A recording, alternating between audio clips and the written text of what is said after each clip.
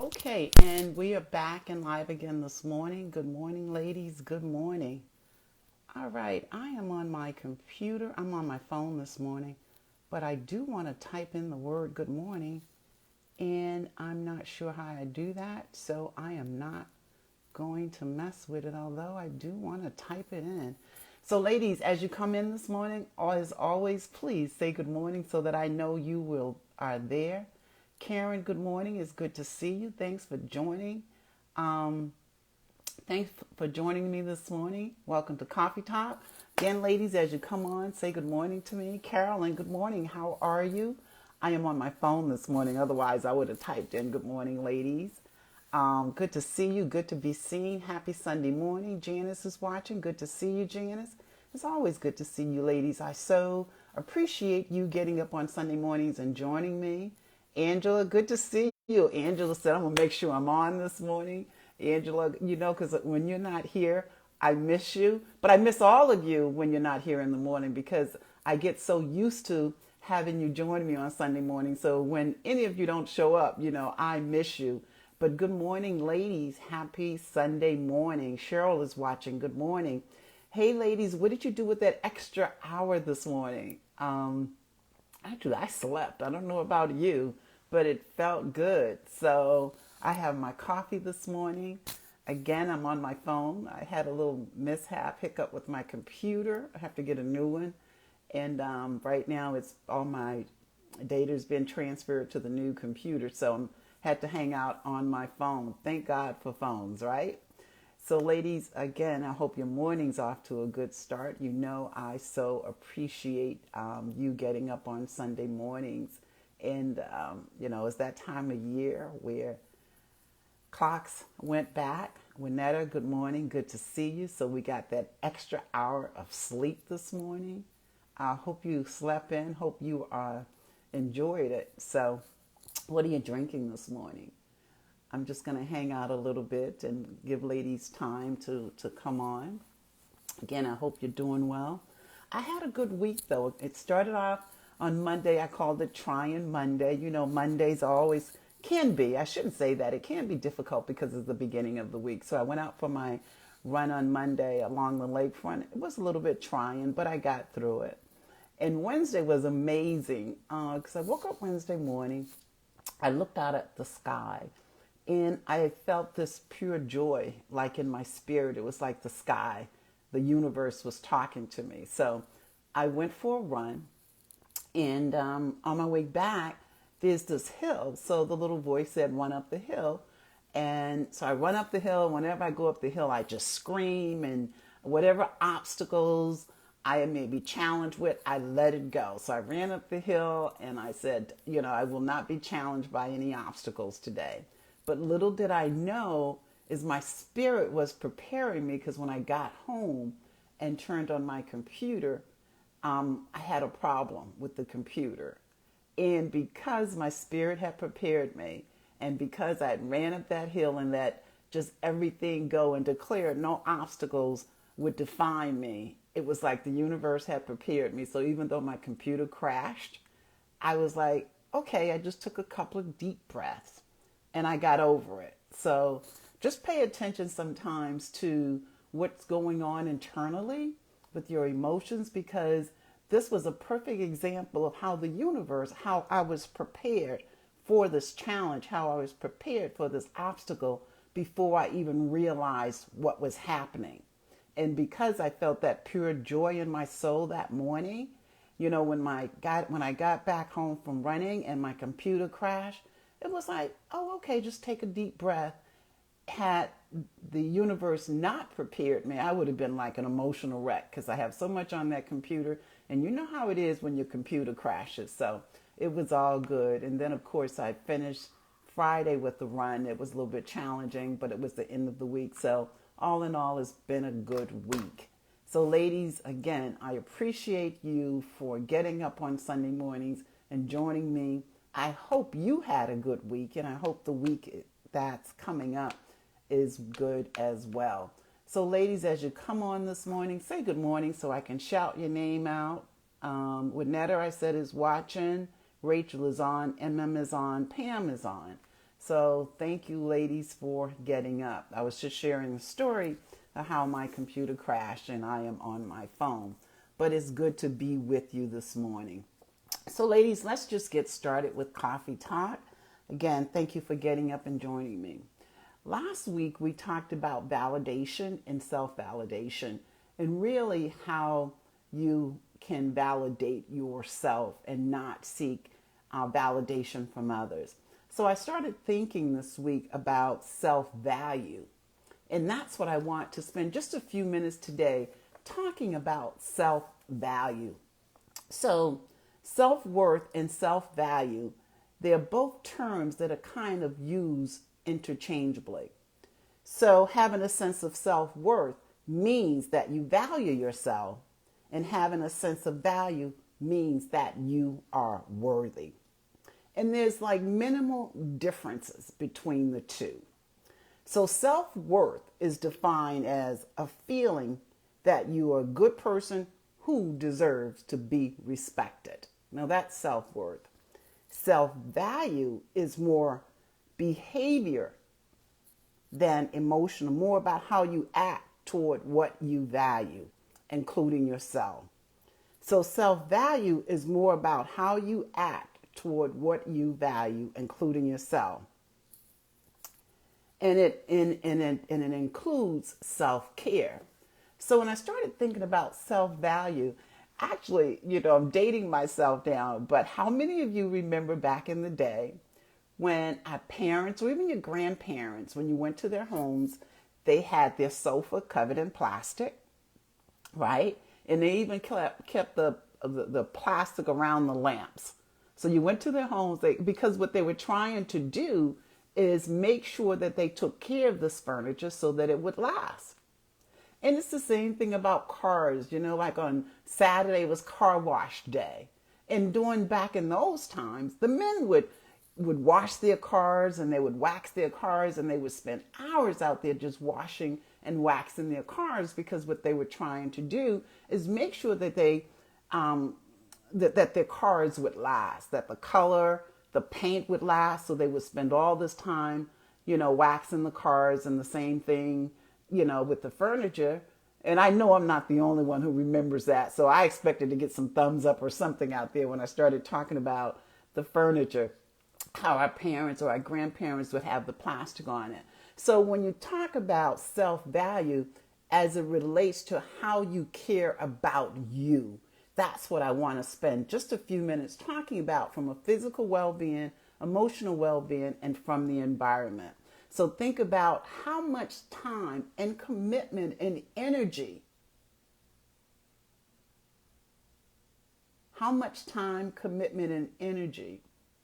right, do you allow to take care of your own physical well-being? Because when you think about this, when you think about your physical well-being, I was thinking about in my mind this body, right? It has to last. This is it. We don't get another one. So how much appreciation, when you think about self-value, how much appreciation, time, and energy do you put into taking care of you? So when you get up in the morning, do you think really about taking care of this physical well-being, your physical body? That's how I think about it. Because again, this has to last. This body of ours, this is it. We don't get a do-over. We don't get the sofa. If the sofa wears out, we can go get a new one. If the lamp stops working, we can go get a new one. The car, whatever, we can go get a new one. So I want you to think about, when you think about self-value, how committed are you? How much time and energy do you put into taking care of you? Just wanted to give you something to think about. And there's the emotional well-being as well. So how much time, energy, and sacrifice even do you put into or commit to your emotional well-being? And one aspect, and I talk about this all the time, so I want to talk about emotional well-being as it relates to honoring your deepest values. And I talk about values all the time. So how much sacrifice, commitment, time, and energy do you put into honoring your deepest values? And you know the question that I'm going to ask, because I ask this question all the time. When you think about honoring your deepest values, how many of you right now can even name and define your top 5? I won't even say 10, your top 5. And how many of you, when you're making decisions and choices, even consider, you take the time, energy, and commitment to even consider your values when you're making decisions and choices. So when you think about emotional well-being, taking care of you, one aspect is to honor your deepest values. Because when you don't honor your values, you can experience guilt, shame, or even anxiety. And it's a reminder that you are not being your authentic self. So how committed are you to taking care of you physically and emotionally? And the last part is the environment. Now, in some cases, you may not be able to control your environment, but you can control what you focus on. So if you think about your environment, there may be some negative things in your environment or negative people in your environment that surround in your environment. And you may not be able to change your circumstance, but you can always find something positive and good to focus on. So just being aware and removing anything that's possibly negative to the extent that you can. And then, looking for things that in the environment that you may resent, that's causing you to be angry or that's causing you to be anxious. And think about this, you can't blame other people. So even if there are other people in your environment that's causing you to be angry, anxious, or resentful, you can't blame them. But what you can do is find something positive to focus on, something that you appreciate. And then trying to find an interest, something that's interesting to you, even in the environment that you may not be able to change. So when you think about taking care of you, self-value, it's a commitment and it's practice, especially if you're not one that's taking care of yourself physically right now. You have to be committed to doing it, and you have to practice it. Like you have to start somewhere till it becomes a habit. And it's the same thing about the emotional, especially when you think about from honoring your values. If it's not something that you're accustomed to doing, then make the commitment and then practice it till it becomes second nature. And part of it too is just being in tune to yourself, because you will know when you're going against your you'll know when you're going against your values.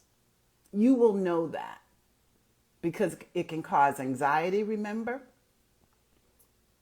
Cause you just to be uncomfortable, feel guilty. So be committed to your emotional well-being. And then again, the last piece is the environment. You may not be able to change your environment, but you can change what you focus on. So you can be committed to what you focus on. And that's finding something positive. And remember, you cannot blame other people. But I read something about the emotional well-being that I want to share with you because I thought it was so powerful. It says, if your life feels genuine, with sustained interest, purpose, conviction, and compassion, you have created a set of values and more or less kept true to them.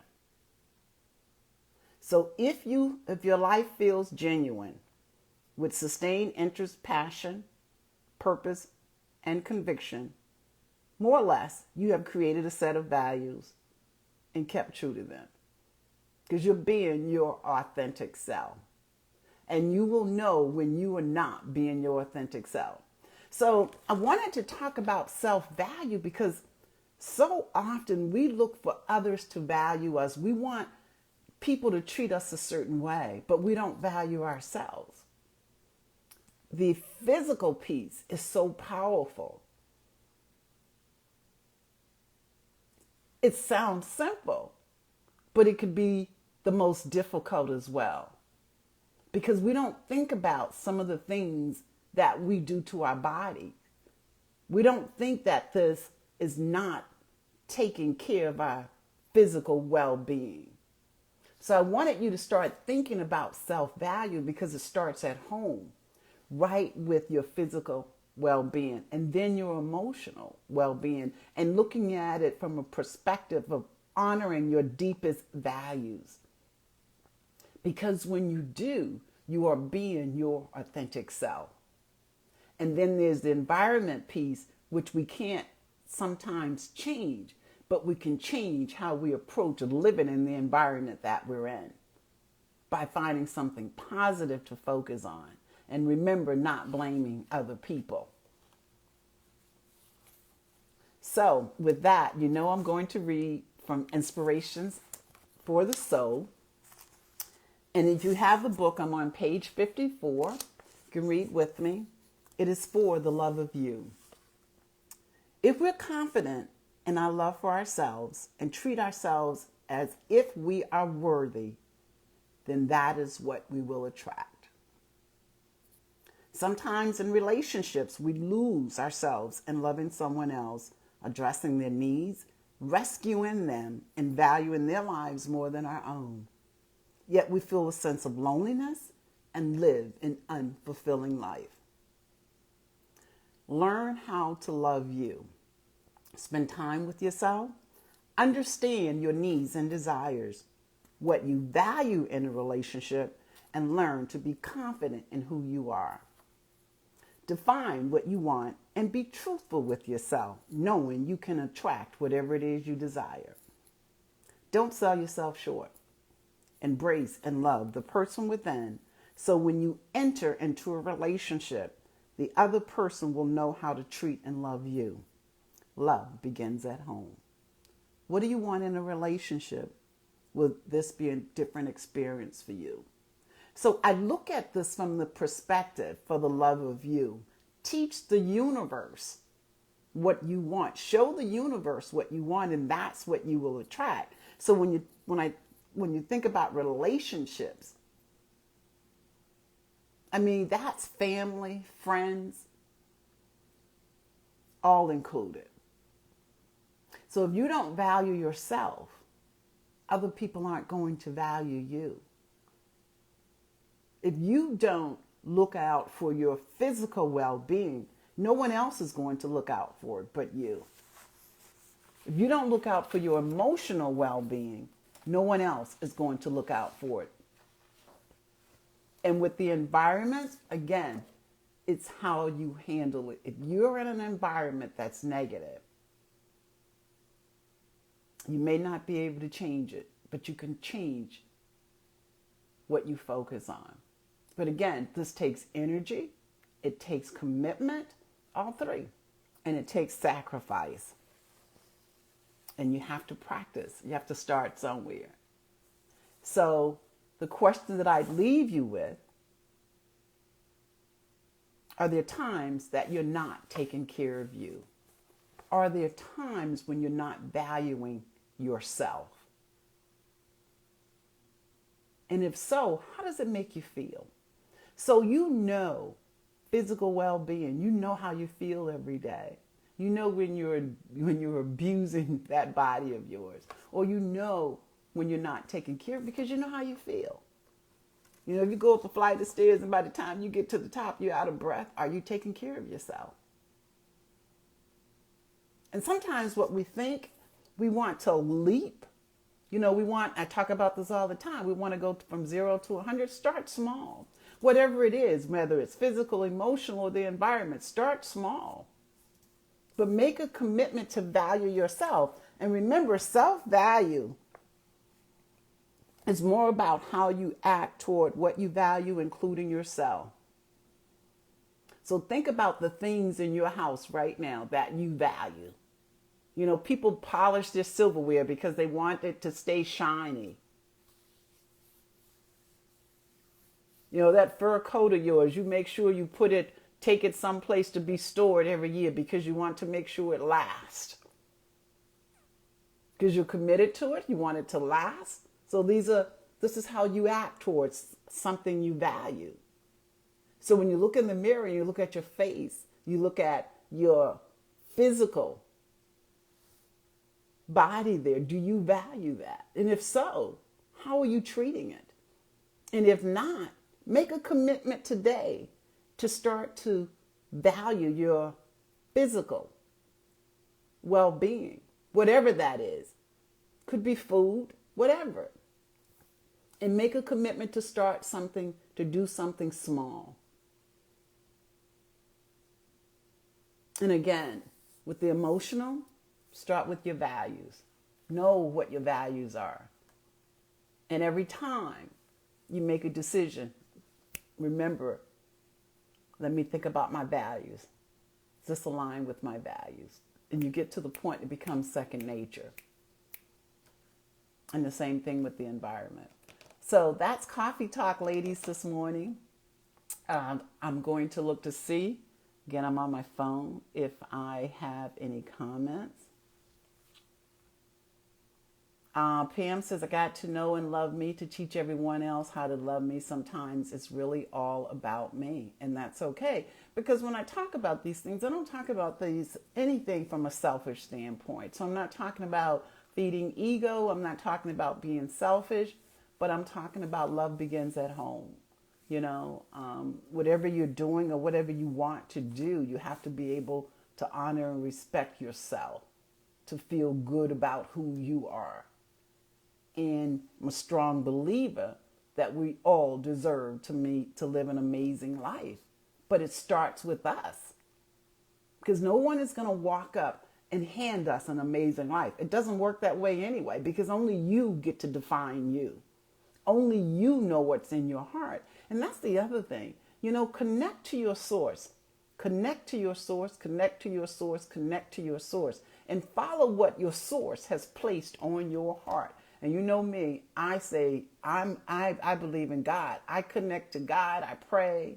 That's why I like to run that lakefront, because I pray and I get clarity and I surrender. And I follow what's been placed in my spirit, what's been placed on my heart. So, and again, only you get to define that. No one can define that for you. But I talked about self-validation last week, so I wanted to spend some time just talking about self-value. Because it begins with you. You can be the richest or the poorest person in the world. But if you feel good about who you are, then that's all that matters. Some people live in some of the poorest places, but they feel good about who they are. Because they have connected to their source. They're following what's been placed in their hearts. They have hope, they have faith, and they just keep on going. So ladies, that's Coffee Talk this morning. Hope you found that helpful. But think about last week's self-validation and think about this week's self-value. These videos are in the group. So if you want to go back and listen to it, they're in the group. We're coming into the end of the year. We'll be thinking about what we're going to focus on next year. But I'm hoping, even though based on this COVID-19, it was challenging for all of us this year. So something I want you to think about, did you sacrifice your values this year? Did you let go of taking care of you? And if you did, And if you want to get back into alignment, because that's the other thing too, living a genuine, authentic life is being in alignment with what it is you believe in. Your action, decisions, and choices are all aligned with what you believe in. And for me, it's the values. So I know what's important to me. I know my priorities. I make decisions and choices based on that. And sometimes it still causes a little anxiety. And then I have to buckle down on my faith. That's when I have to be really committed to focusing on my faith. And then when I can do that, I surrender. And that's where I get my peace and my joy. And I just keep on going. So if you've had to sacrifice your values this year, if you've had to sacrifice your well-being this year, start thinking about getting back on track.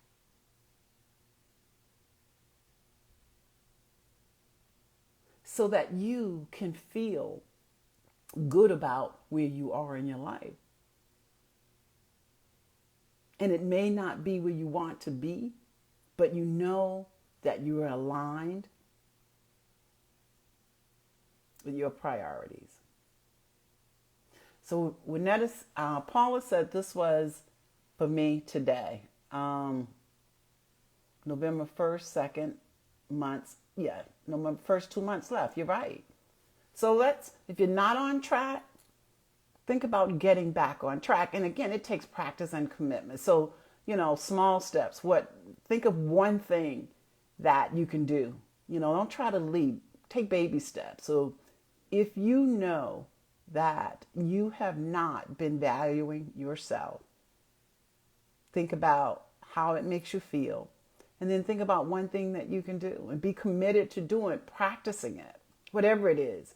Renetta says, I try to remind myself every day of my values. So important and easy to forget to add yourself to the things.